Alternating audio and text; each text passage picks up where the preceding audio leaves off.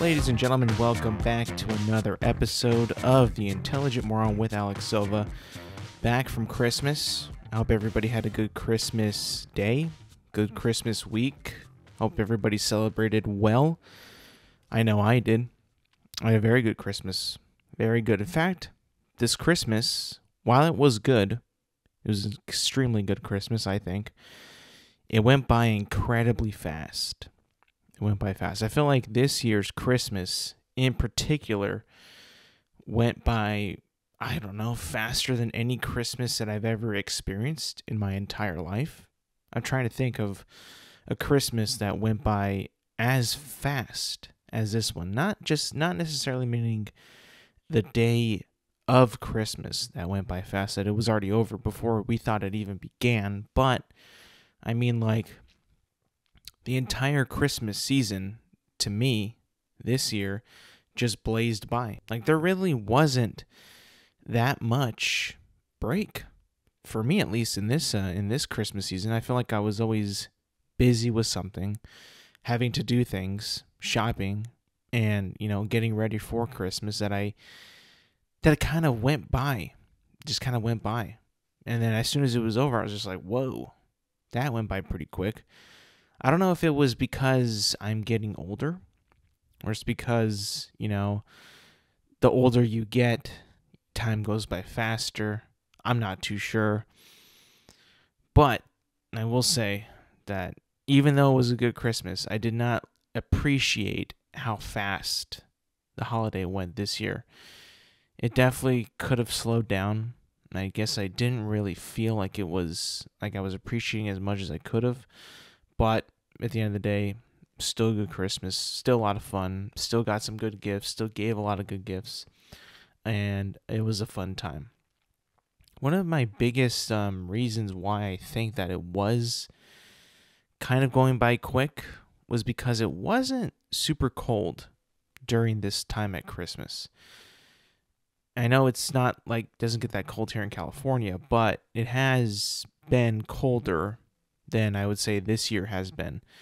This year has been pretty mild when it comes to the chilliness and the weather for us. Now, I appreciate that and I like that, but also I feel like with that being said, you kind of are waiting for the weather to get a little bit colder than it has been getting. So I think that also kind of contributes to why I felt that the Christmas season went by so fast. Is I was waiting for it to get colder, and it didn't really get that cold.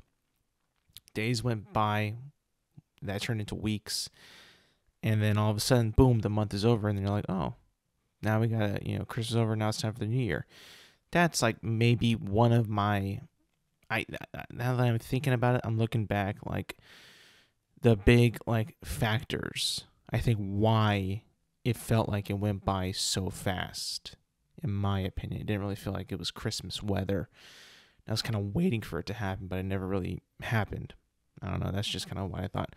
But all in all, a good holiday. I got some pretty badass gifts. I got a few games that I've been wanting to play for a while. I finally got Jedi Survivor, which I have not even touched yet. That came out, I believe, in March of this year, and I've never played it. I've always wanted to because I was a big fan of Jedi Fallen Order when that came out 3 years ago, but I haven't played Survivor yet, so I got that for Christmas. I'm really looking forward to playing that and getting my hands on that. I also got Mortal Kombat 1, which normally is kind of a surprise for me because I am not the biggest Mortal Kombat fan, if I'm being completely honest. I don't play a whole lot of fighting games. However, this year's Mortal Kombat, the new reboot of the franchise, I played it a few times against my buddies, and I had to say, oh, you know what? This is a really fun game, and it would be fun for me to get good at this game, or try to get good. Try to be good enough so I can compete against my friends who do play this game. So I got that game, another solid win, something I can sink my teeth into and get really good at. And then I got Super Mario Wonder. So being a big old nerd this Christmas and got a bunch of games. And I, for one, cannot wait to play Super Mario Wonder. I'm a big Mario guy. Mario games are like my bread and butter. Like I love Mario games. And this being the newest one, I was like, you know what? I gotta have it. I gotta get this game. This game is mandatory for me to get. And also, the fact that it's on my Nintendo Switch finally gives me a reason to play my Nintendo Switch regularly and actually, use it, because before this, I have not really been using my Nintendo Switch at all, except for whenever my friends get together, we play Smash Bros. Or like Mario Party, but that's about it. Like, there's nothing that I play on the Nintendo Switch. Now, I do have games that I can be playing on my Nintendo Switch, like The Legend of Zelda Breath of the Wild, which I have not completed yet. I've started, but have not completed. Probably have to get back into that and finish that up. That way I can play the sequel, the Tears of the Kingdom game, which came out this year. But finally got a game that I'm able to put my Nintendo Switch to use and actually use the thing and not just let it sit around collecting dust. Because as much as I love Nintendo games, like Mario and all that, those type of games, I don't normally find myself wanting to play those games over like Call of Duty and stuff like that, Halo, with my friends, because not all my friends have Switches and not all my friends have those games like Smash Bros, like Mario Party that we can play online. They have Call of Duty and stuff like that. So it's not really the go-to games for me and my friends. They're just not. And at the moment, it's Warzone. It's a little bit of Fortnite. Like I reinstalled Fortnite on my Xbox. I installed it because my friends wanted to play the Lego Fortnite. And, me being the hater of Fortnite, as you know it well and know it from me on this podcast, I do not enjoy Fortnite whatsoever. Fortnite is a plague on humanity. It's a game that should not exist. It's a game with no character. It's a game with no identity.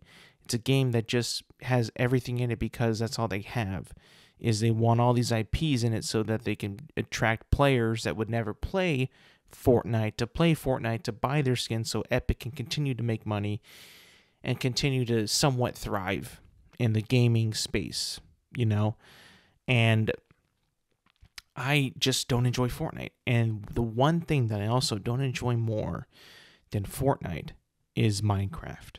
And I pretty much wasn't really expecting, not really knowing what a necessarily Lego Fortnite was, just because I didn't really want to know personally. I didn't care. To me, it was like, the less I know about this, the better my life will be. So I went into Lego Fortnite knowing that it was not a battle royale, that it was like a Minecraft type game, but with Legos. And it's a big world.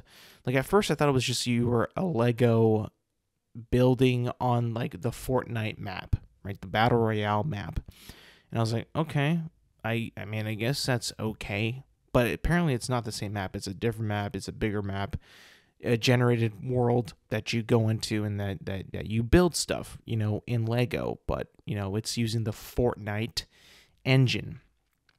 Not really sure why it's branded under Fortnite. Not sure really why Fortnite is in any business making a game like this. If I'm being completely honest, I think that they want to make more stuff. That's cool for them. But to label everything Fortnite is just, it's monumental cringe, in my opinion.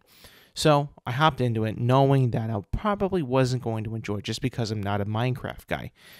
And those of you who know me have known that since they know me. I don't like Minecraft. But if you don't, and this is the first time you're hearing it, yeah, shocker. I'm not a Minecraft guy. I was not part of that crew that played Minecraft and played it when it blew up on Xbox and all that. And even before that, I'm just not a Minecraft guy. I'm more of a first-person shooter, athletic gamer that likes to, secure wins and crush my enemies with an iron fist and with precision sniping and athletic gunplay and teamwork and communication. And I'm not someone who's going to be in a game mining and building structures with a little 8-bit dude on a game like Minecraft. You're not going to catch me doing that on my free time. I'm sorry. And, it's fun at first. Lego Fortnite is fun at first because you're with your buddies, and I was with my friends. Some of them like it more than me. That's okay. We were playing it, and I'm like, you know what? This is a cool hangout game. It's a cool hangout game. Like, we can hang out, chill, turn off our brains for a little bit, just kind of play as a unit, play as a squad, play as a group, just surviving the Lego Fortnite world with all of its beasts and things that are out to get you. And we can do that for like a few hours. And then after that, for me, that's it for a while. You won't probably catch me back playing that game for a long time. And, it's just not a game that's for me. It's not a game that I want to see myself playing for that many hours. Just not for me. Tried it out. I went and tried, saw what everybody was talking about, tried it out. And I was like, you know what? This is cool, but it ain't for me. It just ain't for me. Not up to my speed. Now, I did play, before I played the Lego Fortnite, I will say this. I did play some of the Fortnite Battle Royale. Just a solo match before everybody was going to hop on to Lego Fortnite. Just to see how it was, because I had played it maybe quite a bit, maybe a month and a half ago, back when the map didn't change. It was still like the jungle area was on the map, the ruins was on the map, and there was that city. I did not play OG Fortnite either. I didn't go back and play the OG Fortnite. I haven't played since the map before that. But I played this one for just one match, one solo Battle Royale match, no build. I almost won.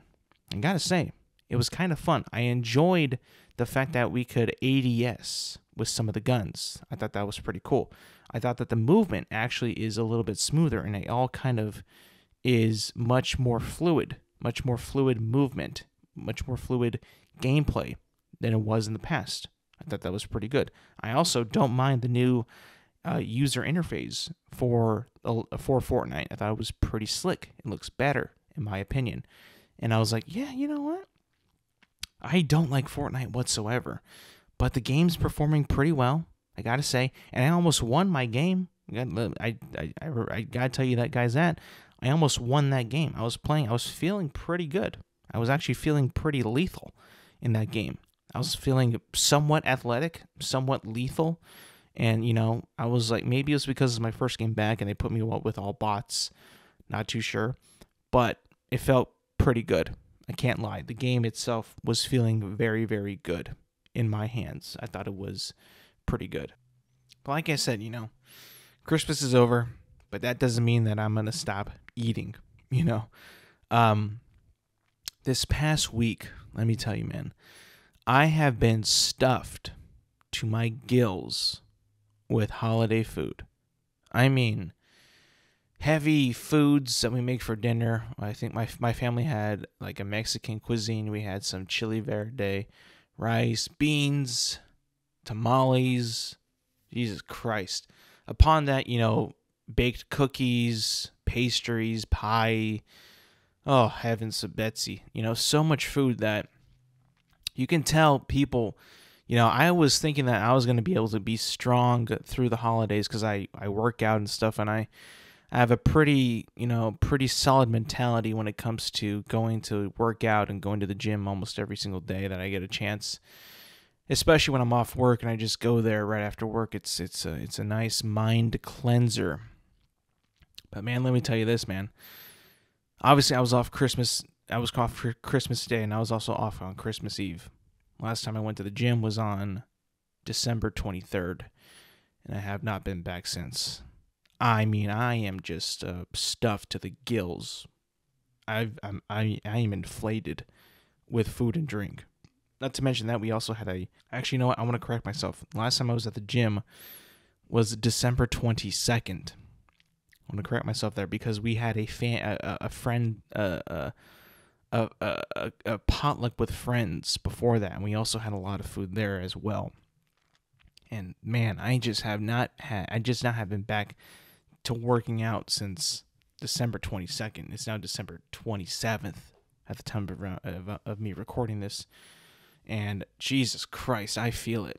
I just feel heavy. Like I've had so much food in these past 5 days, just snacking and getting pastries and like I said, cookies. And I haven't felt sick. I haven't eaten myself to where I feel nauseous and ill. But I just feel constantly full, constantly, just ugh. The food is good. Don't get me wrong. The food is excellent. It's to die for. This is why we celebrate the holidays with food and stuff. This is what we do as human beings. We bond and we gather amongst food and just have a fun time. But man, it does take a hit. You do take a hit during the holidays, especially if you're trying to be healthy and fit like myself.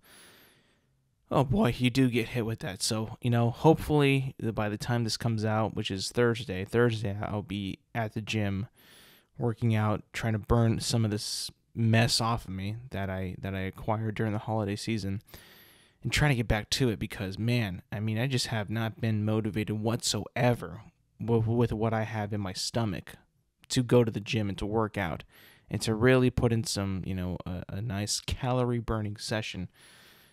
I have not been that motivated yet, but hopefully by today I'll be able to go to the gym and feel better about myself because I just know, I know, and I think everybody knows who goes to the gym. By the new year, it's going to be absolutely flooded with people that are going to be making that their New Year's resolution is to work out and to, be better for themselves, which, as a person who has worked out and has, changed, I think, their lifestyle around. I think that it's a good thing for you to want to work out and to pursue a healthier lifestyle. And, of course, what a better way to do it than the new year, right? New year, new you, that whole mentality is cool. But I also feel like... for us regulars that have been going for months now, almost going to be a year, it does kind of make it a little bit more chaotic than it needs to be. But also, I feel like you just got to go at the right time. If you go at the peak hours of a gym, I would say maybe 5:30 when people get off work. Most people get off work. That's probably going to be hell. Also, the mornings too. The morning, 8 a.m., 9 a.m., hell as well. Just everybody's in there trying to get their workout in. It's a cool environment, everybody's getting after it. They're getting motivated. They're being athletic and stuff. But it's just, if you're trying to get to a machine or some weights, my God, it's hell. But yeah, it's going to be hell. It's going to be tough. I already don't want to go to the gym. I'm just so sleepy from all the food that I've consumed. Have not been motivated. But I know once I go back, though, my first day back, I'll be like, all right, we're back. We're back into it. Now there's no stopping us. Now we have no excuse. Now we just have to get after it and go, And you know what? I'm kind of making it so that it's going to be more difficult than I think it's going to be because I know that once I start back up at the gym, I will feel so much better about myself. And I will feel so much more accomplished that I was actually able to go than not going. Because whenever I don't go, whether it's for a good reason or not, I feel like I take an L on the day. I feel like I've lost the day when I don't work out. When I don't go to the gym, I feel like I lose that day. If I'm being honest, that's just how I feel. It's probably not the most healthiest mindset to be in when you're trying to go to the gym, but I think it's necessary to have that kind of, sense of failure to push yourself to not completely stop, because some people tend to not quit going to the gym because they miss a few days and they think that they're going to be okay, and they think that that they're going to be fine when it comes to, I guess their weight loss and how they look, and if they're going to be able to recover and go back and break that mentality of like, oh, I didn't go, I'm fine, I'm all right. Like, I know, like, in big picture, with the weight that I've lost, these 5 days that I've been off from working out, my mind, I know I'm pretty solid. I know I'm still pretty good at where I'm at, but I cannot let it continue. Like, there's no way I can allow it to keep mounting up at the time that I have not been at the gym, right? I know that in the back of my mind that I cannot continue to let it keep going. Like, I need to go, and I need to get back into rhythm and not break that rhythm for another at least solid 2 months, right? Like, I need to, now that the holidays are over, right? The holidays are completely donezo. There is no reason for me to take big breaks now. There's no reason for me to take long absences of going to the gym and eating terrible, There's no reason now. I just got to go. And now I just got to go back and start up again. But, it's going to be tough mentally, because as much as I don't enjoy missing the gym, not going to the gym is amazing. If I'm being completely honest, as much as I hate in my brain to skip the gym, not going is fantastic. It's amazing to not have to work out, to just go home and chill on the couch and take a nap, play some video games, not get all hot and sweaty. It's amazing. It's almost as good of a feeling as after you work out. It's almost as good. It's like pretty close to that feeling of that good, but not that good, obviously, because there's no better feeling than after finishing your workout. You just feel great. But that feeling of you sleeping on the couch, laying on the couch, not going to work out after, work or whatever, just chilling, just the chilling vibe, it rivals after workout pretty heavily. It's dangerous. It's a dangerous way of thinking. It's a dangerous thing out there. It's so hard to, get that mindset, to get over that hurdle, to just go work out, because that feeling of chilling out is amazing. It's fantastic. It's hard to beat, but you got to do it. Your body will thank you later, and you will thank yourself later. So I just got to get back and do it. What was pretty unexpected, though, very unexpected, that I wasn't expecting whatsoever. I mean, I haven't really had too many crazy things happen on Christmas, more fact of Christmas Eve, but this past Christmas Eve, really takes the cake, if I'm being completely honest. Me and my brother had to slay a rat on Christmas Eve. That's right, a rat. It was outside of our house, like on the ceiling of where our light is that lights up our porch. It was on the ceiling of that little area outside of our house. Like, if we weren't paying attention, like, we were having family over. Family was coming over, and they had pointed out, like, hey, y'all got a rat up there. Like, you should probably either get it down or be very, very, very careful when you leave in and out of the house. And my uncle that was here was like, yeah, you got to get rid of it right now. And thank God, like, I had people at the house, because if it was just me and my small immediate family, we probably would not have gotten rid of the rat.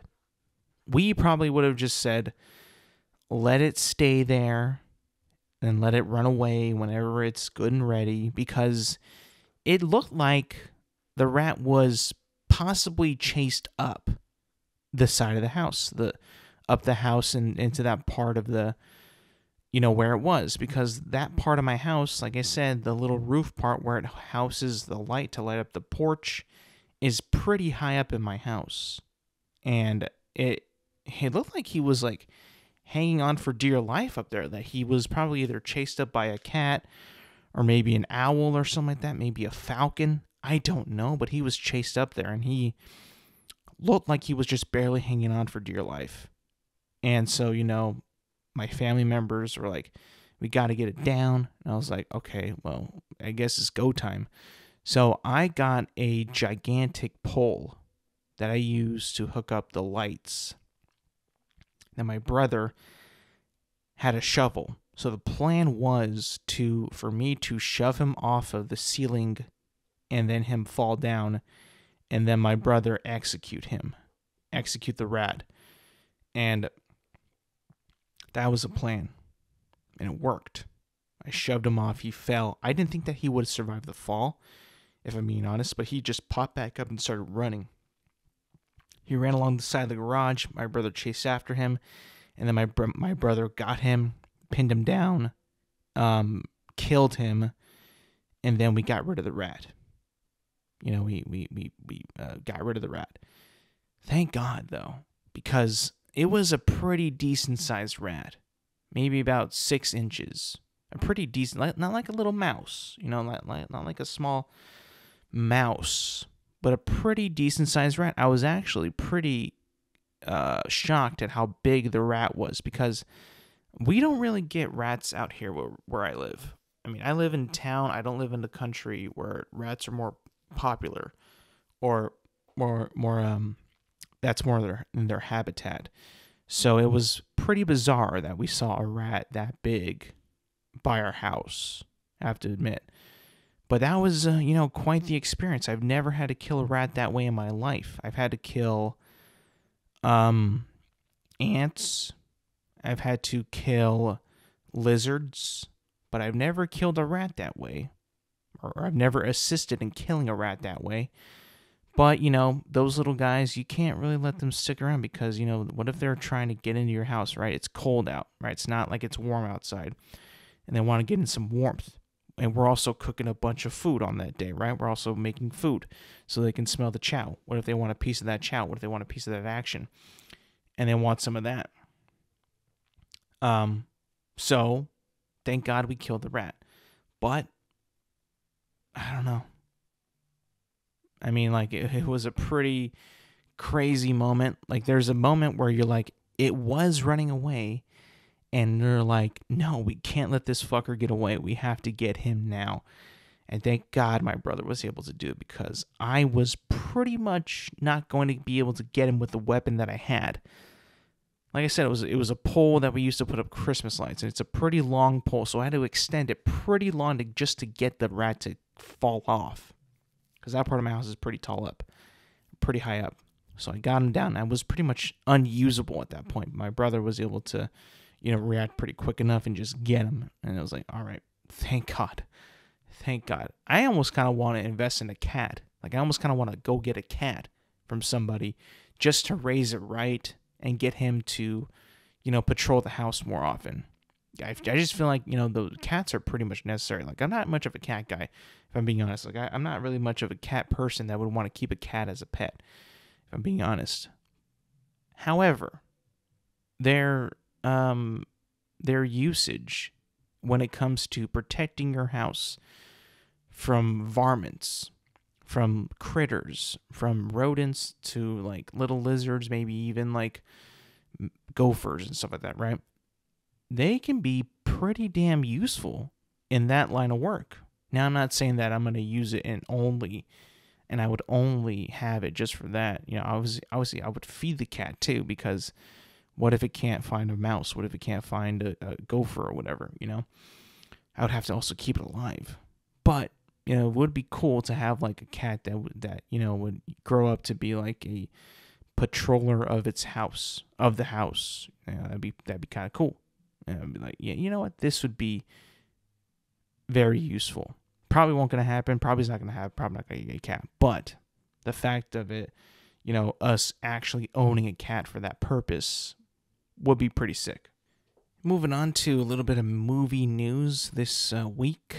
It was or maybe last week, I can't remember exactly. But the theatrical movie, Aquaman and the Lost Kingdom, is out in theaters. Now, as a person who has been on the decline of viewing superhero movies, I have to say, this is not going to be a review segment, but more of a little bit of a discussion on what was the DC extended universe, a la the DCEU, coming to an end. Yes, that's right. With the release of this movie, Aquaman and the Lost Kingdom ends the DCEU, the experimental DCEU, which was kicked off, I believe, in 2013, with Zack Snyder's Man of Steel, has come to an end. And I can't say that I am sad about it. I haven't really enjoyed a whole ton of the movies that came out in that, from that period, from that time period, from this universe. I didn't really enjoy far too many of them, but I will say it will probably go down in history as the biggest cinematic universe failure of all time. Now, I'm not really talking about quality of films, because there's some films in there that I do appreciate, that I do like Wonder Woman 1984, and the first Aquaman was alright. The first Shazam was pretty cool, and Man of Steel was alright. BVS was okay. But I did not care for Suicide Squad. I did not care for Black Adam. I did not care for Flash. I did not care for the other ones as well. But, it had some pretty decent fun movies. Didn't care for the Justice League. Joss Whedon cut. Snyder cut was pretty cool. But, talk about a universe, a franchise that has totally gone pretty much, for the most part, uncherished and unwelcome compared to the competitor, the rival universe that has now been on its own decline, the MCU. But at that point, 2013 throughout, they were competing. They were trying to go at each other's throats. And by competing, I mean that DC was trying to beat the MCU with all it could within that time period. Obviously, it couldn't and never even got close. None of the movies even did remotely close to what the MCU movies did in terms of financial gross, in terms of not Academy, but critically and audience acclaimed movies. They were not as enjoyed as their MCU counterparts. So you can say a lot of people missed out on these films. A lot of them didn't gross a lot of money, which means a lot of people didn't see them. Whereas you have the MCU movies where they almost, from a period of time, a lot of them grossed at least $1 billion, even more than that. So that people saw them. A lot of people did. Versus a franchise that didn't really get a whole lot of eyes on it. So it's crazy to finally mark the end of an era. And, I haven't seen Aquaman in the Lost Kingdom. I don't plan to, because I generally don't care anymore about that DCEU, and I will not be seeing it, at least in theaters. Maybe if it's on DVD or something else, I'll check it out. But I have no intention of seeing it. And I think that that's also a big head scratcher, is why? Why was I not wanting to see this? There's been a lot of movies that capture my attention through trailers that I'm not really aware of, and I ended up seeing them. There's also some that at least, give me a little bit more of a, that I'm aware of, that I do want to see because of the trailer. But there's, from time to time, movies that I get to see a trailer from that, hook me. I want to see it. There was nothing about this movie that I wanted to see. Nothing, no part of me wanted anything to do with this Aquaman movie. And I haven't seen it, but I've heard it's not that great either. Like, it's not a very good film, which is also very disappointing to hear, because the least you can do, as a filmmaker, you want to make a good movie. Everybody wants to make a good film. Everybody out there who's in the business of making movies wants to make a good film for people to see and for people to enjoy. But in this case, what I've heard from this movie is not very good. I've heard it's like it's got some of the worst dialogue that they've ever seen. I've heard it's got some of the worst CGI that people have ever seen. I've heard that the movie doesn't really make any sense. The tone is all over the place. The only thing that's kind of keeping it together is the guy Jason Momoa himself, which I'll be honest, like having seen the trailers and getting the vibe of that movie, have it seeming so like it is relying just on Jason Momoa's charisma and sheer like personality. The moment I was seeing that, the moment I saw how it was being marketed towards me, and the trailers that they put out, and how honestly how bad the CGI looked even in the trailers, I was like, no thank you. No thanks. I ain't watching that. Out of the 4 DC movies that came out this year, the 4 that came out this year, Shazam, Flash, Blue Beetle, and now Aquaman, I've only seen Flash. And what's sad is that all those movies that came out this year from DC were all financial duds. At the moment, Aquaman has made the most in the short amount of time that's been out, which is positive for them. It's not going to make crazy money, but it will, sort of give them a little bit more than the others have made. But in terms of like, how they put out 4 movies this year, man. They put out 4 multi-million-dollar productions, like $200 million plus on each movie. And none of them really made any money back to break even, to even make a profit. They all essentially failed as movies this year. It's not something that you want to see. As a person who loves movies and who loves film and loves going to the movies, that's something that you don't want to see. It's just something that, it doesn't boast well for the thing that you like to see it fail that bad. Now, I'm not saying that I only see Warner Brothers films and I only watch superhero films, but in the terms of what is the real moneymaker when it comes to the box office these days, and has been for the past 10 years, it's been the superhero film. That has been the moneymaker for the past 10 plus years. It just has been. Now that it's been in pretty much of a slump this past year and a half, now we're getting to question what is the cause of this failure, this now surefire failure. What was once a surefire at least $1 billion cash grab is now possibly a surefire failure. If you think about it, the past few superhero films that have come out this year, the ones that I named already, but also the Marvels, they were all certified failures out of the gate, just failures at the box office. So we went from these movies being surefire things to surefire failures. Now, is that audience? Is that the fact that these movies just kind of suck now? Is it the fact that both of these franchises seem to be in an era where they're in their worlds where it doesn't really matter?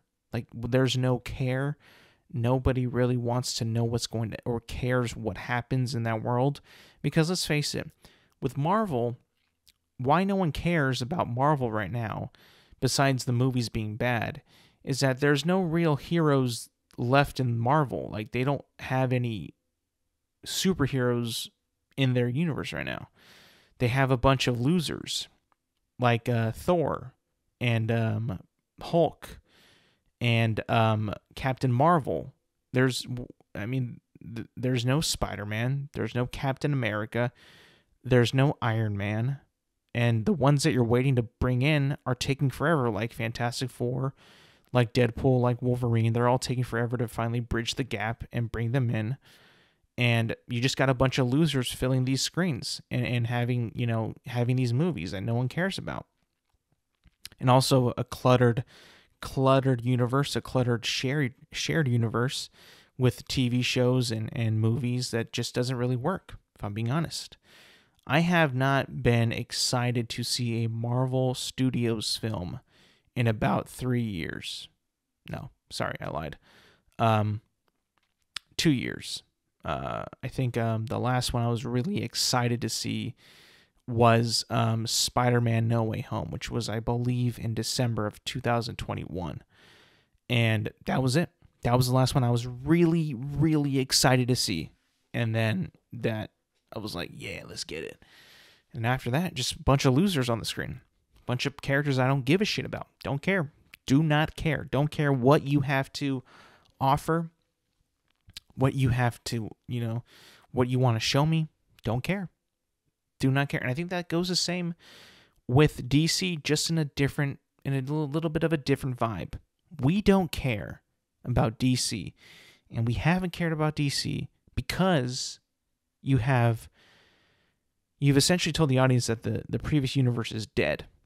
That the previous universe is destroyed, will no longer continue, which is why we haven't been wanting to see the movies that you've put out, like Flash.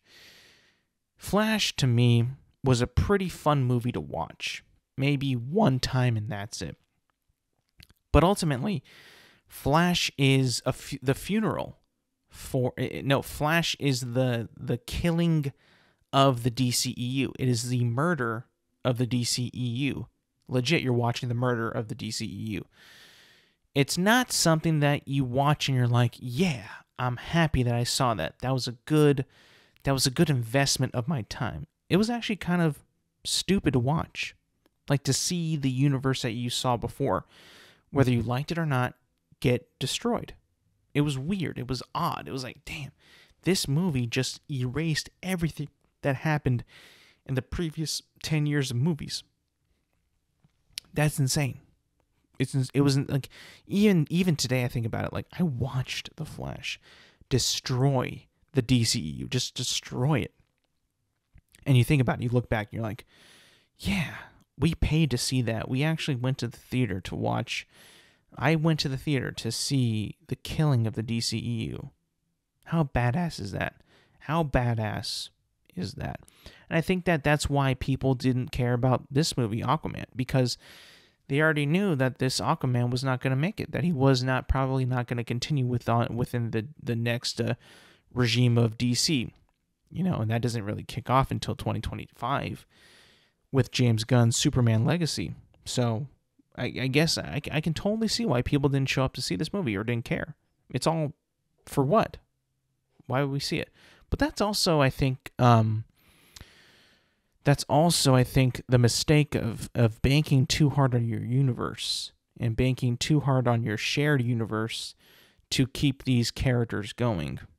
We can't, after the success of the MCU and how all these characters are connected, we can't just go back to spin-offs and one and dones and maybe a trilogy and that's it, that don't connect that much more than that. That is no longer a possibility, I think.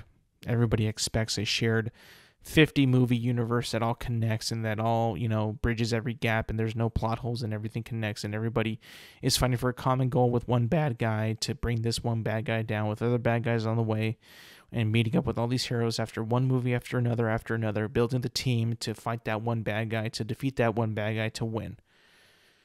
That is pretty much the blueprint that people have been chasing since the end of Infinity War, the end of Endgame.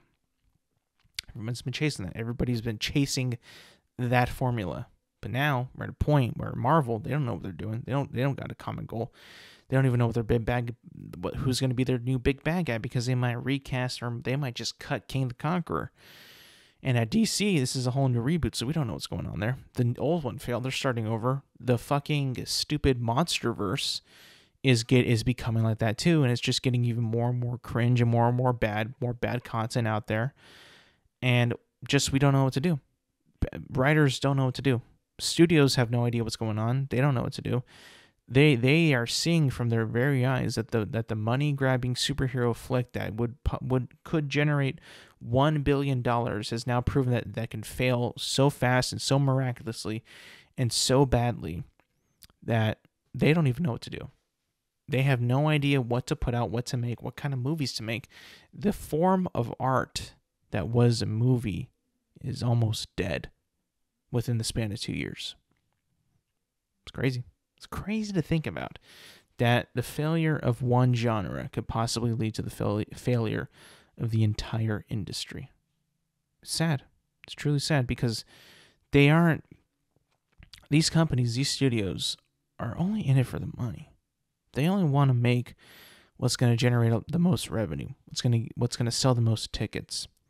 As much as me and you love films like Oppenheimer, Killers of the Flower Moon, we probably aren't going to see that many of those make it to theaters ever again, if I'm being completely honest. It might be the end of an era. And the only thing that can actually save it, that will save the movie industry, is if you make good films. If you make good films with good stories, then we will see. People will see them. If you're just going to make shit from a shit universe and a shit characters and all that, shit movies, shit effects, that's been like the MCU and now the DCEU. I mean, we're not going to watch that shit. No one's going to give a fuck. No one's going to care. It's been proven in this past year that story really does matter. And when you get shit stories that no one gives a fuck about, we don't care. It's been proven with Marvels. It's been proven with Flash. It's been proven with Blue Beetle, proven with Shazam. We don't care. We don't care. It pains for me to say that because I was once a fan of those properties. I was once a fan of those movies. And and just by them getting worse throughout the years, throughout these past 5 years, both dialogue, writing, effects, it just, you can tell that the movies they're not giving it all with these movies anymore. They're not caring enough for these movies anymore. It's truly sad. Truly sad. Hopefully they get better. Hopefully there's a way where they can just, get better and make better things. Make better movies with better stories, characters that we care about. Actually try to captivate an audience. Try to move an audience. Don't just make them say, ooh, explosions, or ooh, fighting, or ooh, guns. Make a good story that has impact, that actually has characters around it, that we want to keep seeing. That was so successful about the MCU, is that they had characters behind it, that we cared about Iron Man, we cared about Captain America. Thor back then was cool. The Hulk was cool back then. Black Widow was cool. Black Panther was cool. Spider-Man was cool. We cared about them. Make movies with characters that we care about. And not just shit characters or shit effects. Let's move on from that. Well, some good news though. I can safely report to you people, to my friends, the listeners of this podcast, that have been with me this entire football season. And I haven't touched on this in a while, but I thought it was a perfect time to return to it. I have made it to my fantasy football league's final. That's right. I am in the championship game of my family's fantasy football league. I went into these playoffs 7-7. Last week, I defeated the overall number 1 seed, who was 11-3. And now I am in the championship game of my family's fantasy football league. I actually can't believe it. After last year's terrible performance of me, I think I was maybe 4-10. I was really bad. This year it wasn't much better. I was only 7-7, but let me tell you, man, my team caught fire. This playoff run. I barely got in. I was a 5th seed. I barely got in. I barely won my first matchup. Won my second matchup pretty handily. And now I'm in the championship game. And I owe it all to a few players. I can't believe it. I owe it to Amari Cooper. I owe it to T. Higgins. I owe it to Calvin Ridley, Lamar Jackson. I owe it to all those guys, especially Amari Cooper.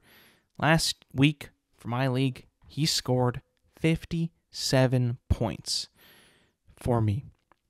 Absolutely went off that game. Just destroyed that game. I could not believe it. It was something that was totally unexpected from Amari Cooper. But adding Joe Flacco to the Browns has almost, in a way, re-energized Amari Cooper's career. And man, I gotta tell you, man, I can't believe I'm in the final. Now, at the time of this recording, he's now questionable with a heel injury. So my magic might be running out this week. I might be running out. I made it to the final. I'm proud of myself, and I might I might win. I might lose. It's gonna be a toss-up. I got a couple players that I could possibly put in that can replace him, but man, I don't want to. I really don't want to. He was playing so well last week that I was just like, oh my God, this guy's incredible. This guy's amazing. He got me all the way to the finals. Got me all the way to the fantasy football finals. First place game. I can't believe it. I have not even been remotely that close in any of my fantasy leagues that I've ever competed in. Ever. I don't think I've ever been to a championship game in my entire fantasy football playing career. This year being my first, it's pretty damn special, man. Pretty special, because there was times where I was like, I didn't even give a shit. I didn't even care because I was losing so much and I just wasn't into it. But then we got into the playoffs. I made it in. I got some wins. I was making some waves, and now I'm here. Now I'm at the fantasy football first place championship game. Cannot believe it. Can't believe it. It's awesome. I appreciate everybody who was standing by me, who was with me during this time, because fantasy football, I've said this before in the past, it's pretty much all luck. It's pretty much all luck. Like, no people at this point, would probably, in this late in the season, would potentially hold on to Amari Cooper, because before that, he didn't have very many good QBs before Joe Flacco was signed. They signed Joe Flacco. He's pretty much reborn, a new Amari Cooper, or the Amari Cooper that we saw in Alabama like 10 years ago. He's back. He's back and better than ever. And, with luck on my side, but also luck for me on my opponent's side. I mean, my opponent this past week did not start George Pickens, with every reason not to. They didn't have a quarterback. They had Mason Rudolph as their quarterback. Why would anybody start George Pickens in that scenario? Not me. I wouldn't.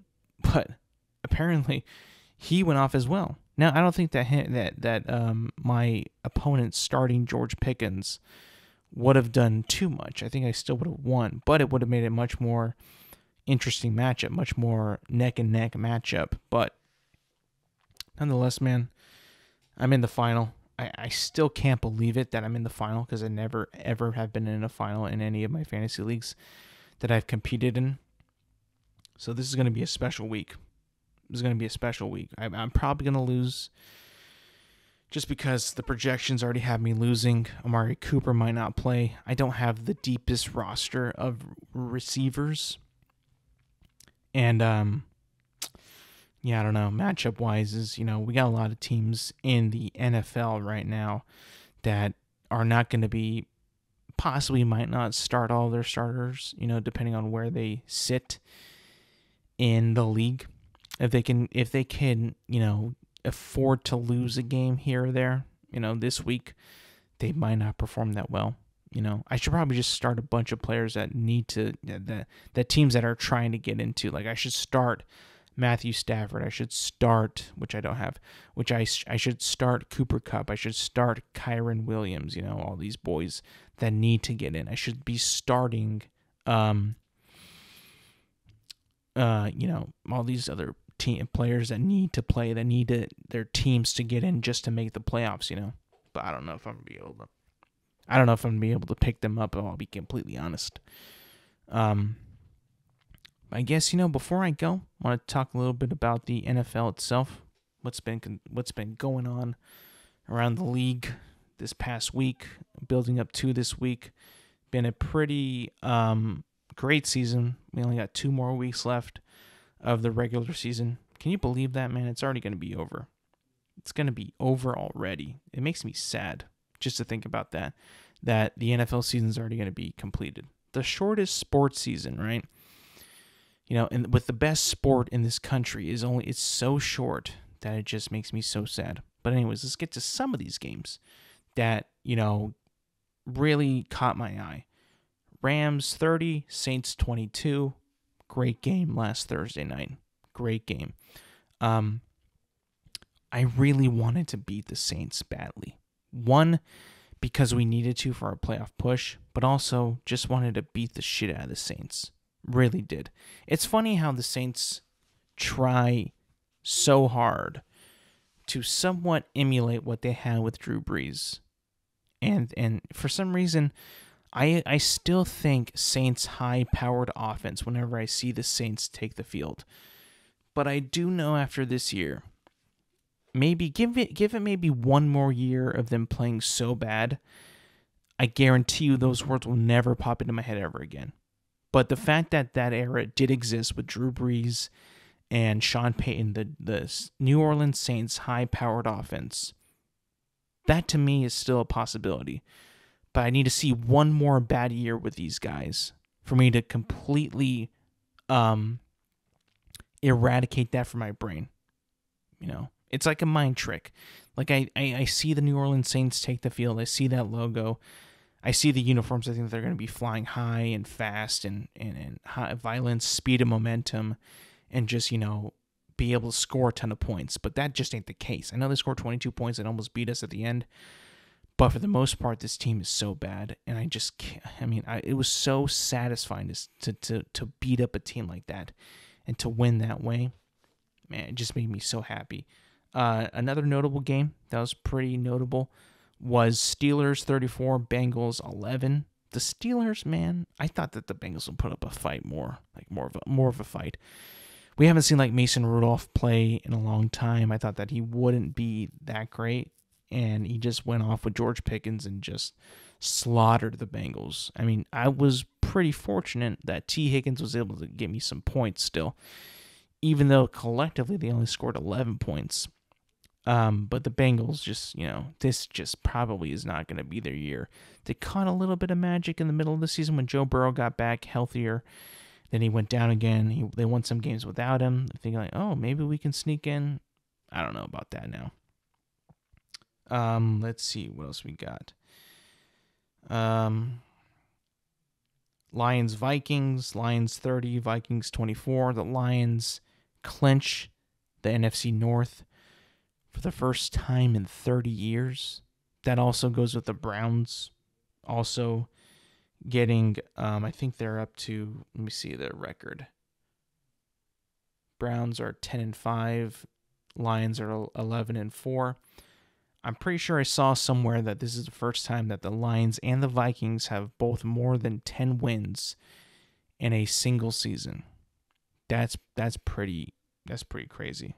That's insane. Because the Browns and the Lions are historically been pretty mediocre to bad to horrible teams within the past 20, 25 years, maybe even more than that. But to see the Lions actually, clinch that division, and to see how good that team is, and to see how enthralled Dan Campbell and that fan base is for that team is great to see. It's great to see a team other than the Packers win that division, because for the past 20 years, it's been the Packers division. So that's always nice to see. That's always fun to see. Couple more games here that stood out to me. Dolphins 22, Cowboys 20. I don't think that the Dolphins are incredible when it comes to beating good teams, but neither are the Cowboys, and something's got to give, right? Somebody had to win that game, and it just wound it up being the Dolphins game. The way that Tony Pollard could not get into the end zone on that play, and then the following play they get a fumble on the goal line. You got to have those points. You got to cash in on those opportunities. Those are the opportunities that don't come easily. And when they're easy opportunities like that, on the 1 yard line, on the goal line. Like, you gotta punch that thing in. You just gotta get that ball in the end zone. There's no two ways about it. So in the battle of the teams that are not really that good when it comes to playing good teams, the Dolphins won. Let's see. The Raiders beat the Chiefs. Raiders 20, Chiefs 14. The Chiefs definitely don't seem to be offensively as gifted as they were in the past, possibly because they don't no longer have Eric Bieniemy as the offensive coordinator. The Raiders' defense also played very, very well, even though Aiden O'Connell, their quarterback, did not complete a pass after the first quarter, which is insane.